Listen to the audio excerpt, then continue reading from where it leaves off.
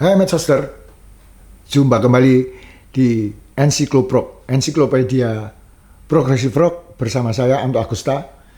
Masih selalu jangan lupa subscribe itu yang penting.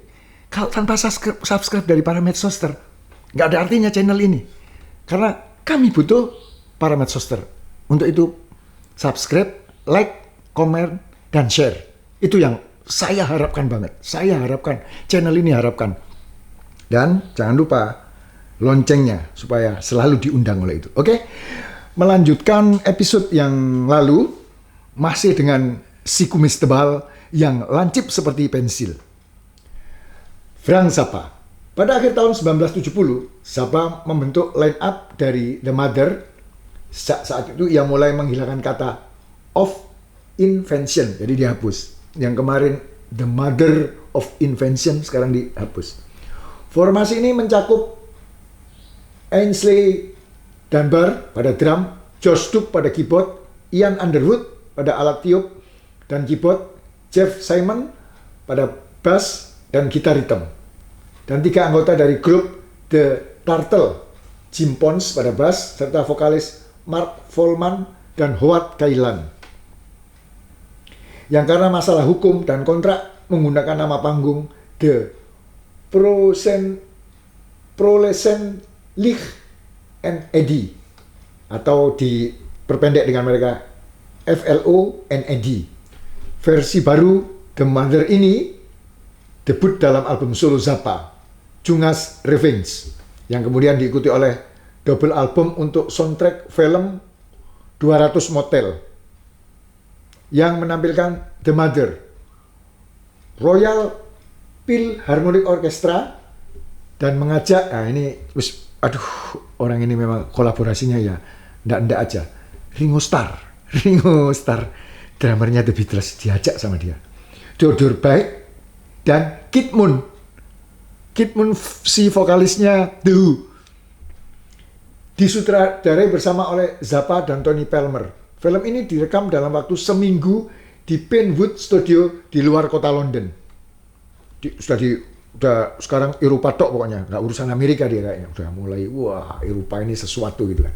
Ketegangan antara Zappa dan beberapa anggota masih juga ketegangan lagi ya, karena itu suka hatinya dia itu.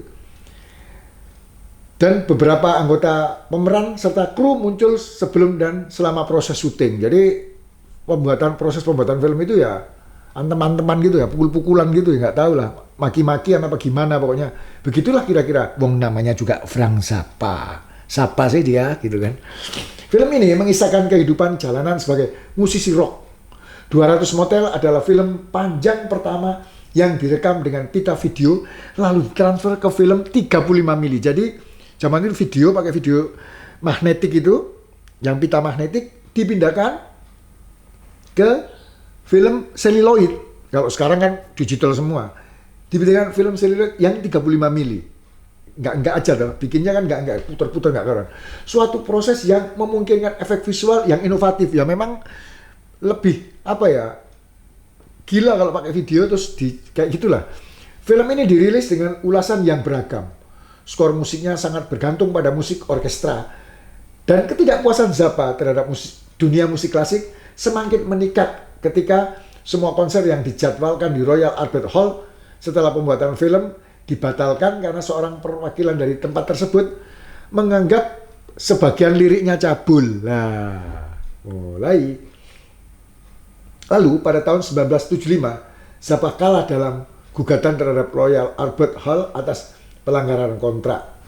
Setelah film 200 Motel, band ini melakukan tour yang menghasilkan 2 album live, yaitu Fillmore East June 1971 dan Just Another Band from LA 1972. Just Another Band from LA salah satunya berisi lagu berdurasi 20 menit ya, seperti progresif pada umumnya panjang begitu, berjudul Billy the Mountain, sindiran Zappa terhadap opera rock yang berlatar di California Selatan. Lagu ini mencerminkan pertunjukan theatrical band. Jadi theatrical band yang theatrical gitu lah. Yaitu yang mungkin nanti menginspirasi seniman-seniman musisi-musisi kita yang agak-agak nyentrik-nyentrik itu di negeri ini gitu lah. Lagu ini mencerminkan di mana lagu-lagunya digunakan untuk membangun sketsa berdasarkan adegan dari 200 motel tadi itu, maupun situasi baru yang sering menggambarkan pengalaman seksual. Nah, itu sudah dimaki sama Royal Albert Hall masalah cabul, masih juga jadi pengalaman seksual anggota band selama tour, ya kan, enggak aja. Jadi pokoknya Frank Zappa itu apa yang dilihat, apa yang dia rasakan, dia lakukan, dia buat jadi sebuah karya kayak gitulah. Ya pokoknya seniman lah pokoknya. Seniman banget, bukan sekedar musisi dia itu gitu. Pada bulan Desember 1971 terjadi dua permasalahan serius saat tampil di Casino de Montreux di Swiss. Peralatan The Mother hancur ketika seorang penonton, penontonnya juga gendeng ini, menyalakan flare yang memicu kebakaran dan membakar habis kasino tersebut. Membakar habis. Kejadian ini kemudian diabadikan jadi sebuah lagu yang sampai hari ini masih digandrungi banyak orang. Lagu rock, judulnya Smoke on the Water, milik Deep Purple. Peristiwa dan akibat langsungnya dapat didengar dalam album bootleg Swiss Cheese atau Fire yang kemudian dirilis secara legal sebagai bagian dari kompilasi Beat the Boots 2 milik Zappa. Lalu setelah jeda selama seminggu, The Mother tampil di Rainbow Theatre London dengan peralatan sewaan karena peralatannya habis terbakar. Selesai, Smoke on the Water. Itu. Saat encore, seorang penonton mendorong Zappa dari ini ada peristiwa yang tragedi lagi yang Zappa ini ya karena nakal itulah. Akhirnya kejadian hidupnya nakal. Tuhan akhirnya menjewer, menyentil telinganya gitulah. Jadi seorang penonton mendorong Zappa dari panggung hingga jatuh ke lubang orkestra yang berlantai beton. Medsoster bisa bayangkan. Ya lubangnya orkestra itu kan begitu di sebuah panggung proscenium. Kalau yang tahu Medsoster, yang ngerti proscenium kayak gitulah. Jadi itu kayaknya saya bayangkan jatuh ke orkestra pit itu. Jadi di bawahnya panggung teaternya itu jatuh terlungkup atau apa nggak tahu lah. Berlantainya beton, gila nggak itu? Para anggota band mengira Zappa telah tewas. Ya pasti itu kan.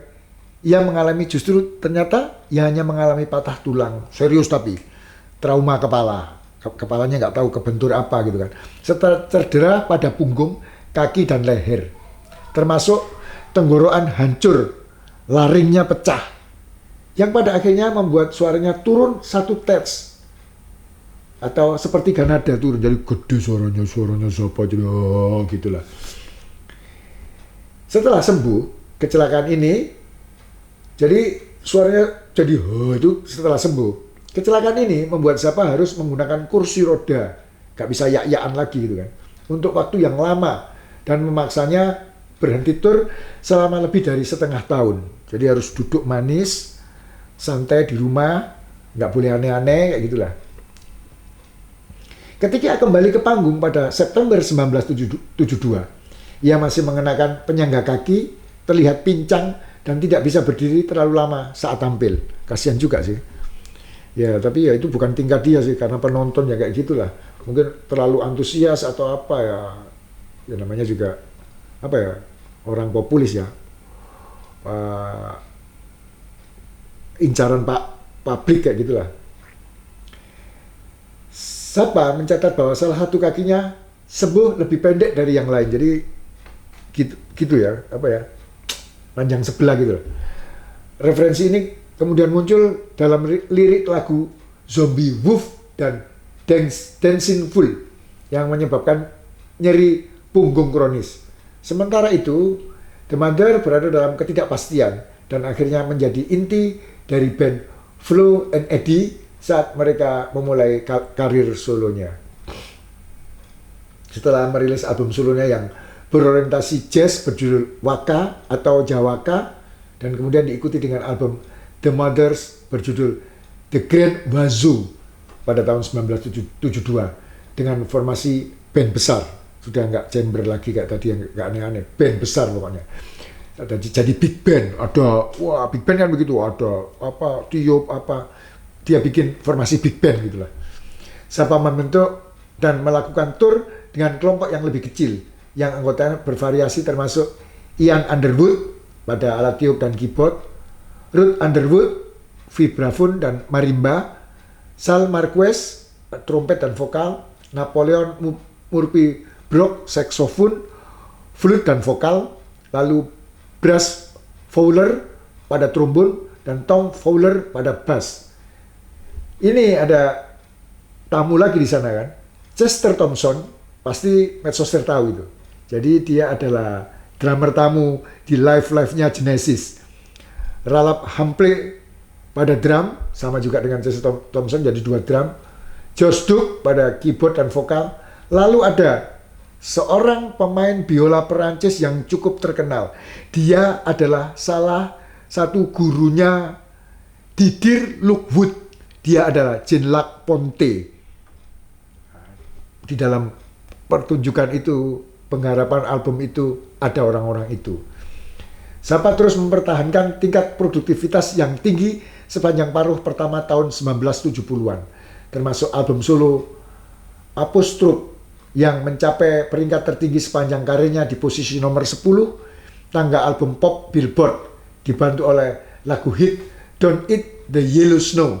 Album lain dari periode ini adalah album ke-12 The Mother, Overnight Sensation pada tahun 1973, yang memuat beberapa lagu favorit konser di masa depan seperti Dinah Muhum dan Montana, serta double live album Roxy Elsewhere pada tahun 1974 dan album ke-14-nya One Size Fits All tahun 1975 yang menampilkan versi band The Mother yang terus berubah-ubah dan dikenal karena penampilan dari lagu-lagu jazz fusion, berubah jadi fusion sekarang, yang sangat sulit seperti Inca Roots, Echidnas Ars atau Of You, dan Bebop Tango atau Of the Old Jazzmen's Church.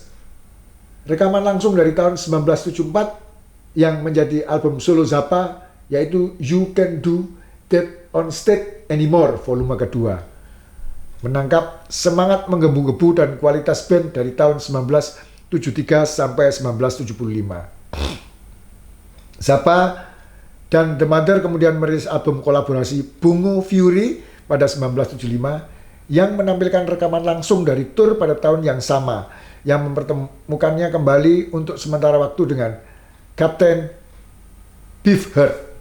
Mereka kemudian sempat renggang selama beberapa tahun, tetapi kembali berkomunikasi di akhir kehidupan Zappa. Bungo Fury menjadi album fresh terakhir yang dikreditkan kepada The Mother. Setelahnya, Zappa hanya merilis hasil rekaman-rekaman lama yang tidak sempat dirilis sebagai album. Jadi mengais-ngais begitulah. Seperti itulah cerita tentang band Frank Zappa and the Mother yang ada disebut di dalam Smoke on the Water dari Deep Purple.